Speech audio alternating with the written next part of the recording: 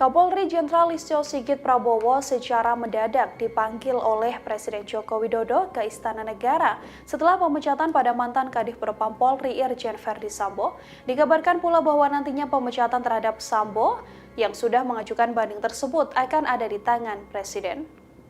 Mobil rombongan Kapolri tampak diparkir di samping gedung Kementerian Sekretariat Negara yang berada satu kompleks dengan Istana Kepresidenan sekitar pukul 16.52 waktu Indonesia Barat pada Jumat sore. Adapun mobil tersebut kemudian berpindah tempat sekira pukul 16.57 sehingga tak lagi terparkir di depan Kemensesnek setelah wartawan mengambil gambar. Dalam agenda Presiden tak tertulis adanya pertemuan dengan Kapolri sehingga diduga Presiden Jokowi memanggil Listio Sigit secara mendadak. Diketahui bahwa Verdi Sambo baru saja menerima sanksi pemberhentian tidak dengan hormat atau PTDH dalam sidang etik kasus Brigadir Yosua Huta Barat. Kadif Humas Polri Irjen Deddy Prasetyo memastikan nantinya Sambo akan diberhentikan sebagai Korps Bayangkara oleh Presiden Jokowi. Hal ini lantaran Verdi Sambo masuk dalam jajaran perwira tinggi Polri. Deddy Prasetyo menyatakan hal itu karena dalam pengangkatan seorang Pati Polri didasarkan oleh keputusan Presiden atau Kepres nomor 7 tahun 2002 pasal 29 tentang organisasi dan tata kerja Kepolisian Negara Republik Indonesia.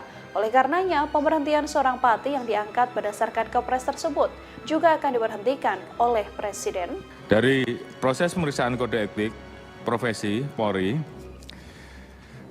dan juga gelar perkara pemeriksaan khusus, saat ini di Propam Polri telah merekomendasikan 6 terduga pelanggar, yaitu Saudara FS, HK, ANP, AR, Saudara BW, dan Saudara CP.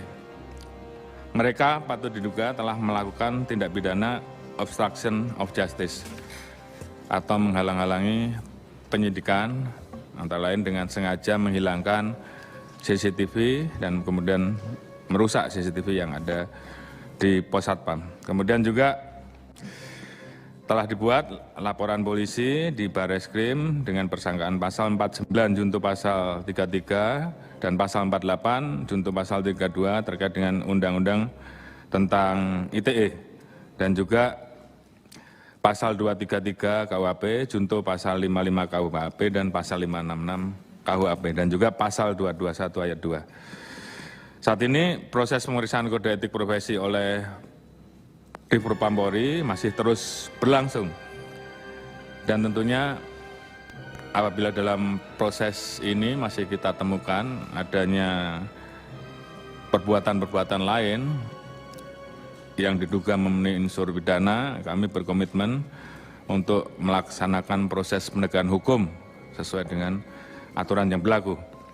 Selanjutnya, pemeriksaan internal terus kami kembangkan. Kami telah memeriksa 97 personel, 35 orang diduga melakukan pelanggaran kode etik profesi dengan rincian berdasarkan pangkat. Jadi selain pidana ada juga pelanggaran terhadap kode etik. Irjen Pol 1 personel, Brigjen Pol 3, Kombes Pol 6, AKBP 7, Kompol 4, AKP 5, Ibtu 2, Ibda 1, Bribka 1, Brigadir Polisi 1, Bribtu 2, dan Barada 2. Dari 35 personil tersebut, 18 saat ini sudah kita tempatkan di penempatan khusus, sementara yang lain masih berproses pemeriksaannya. 2 saat ini sudah kita tetapkan sebagai tersangka terkait dengan laporan polisi di Bareskrim sehingga tinggal 16 orang yang ada di Patsus, sementara sisanya menjadi tahanan terkait dengan kasus yang dilaporkan di Bareskrim.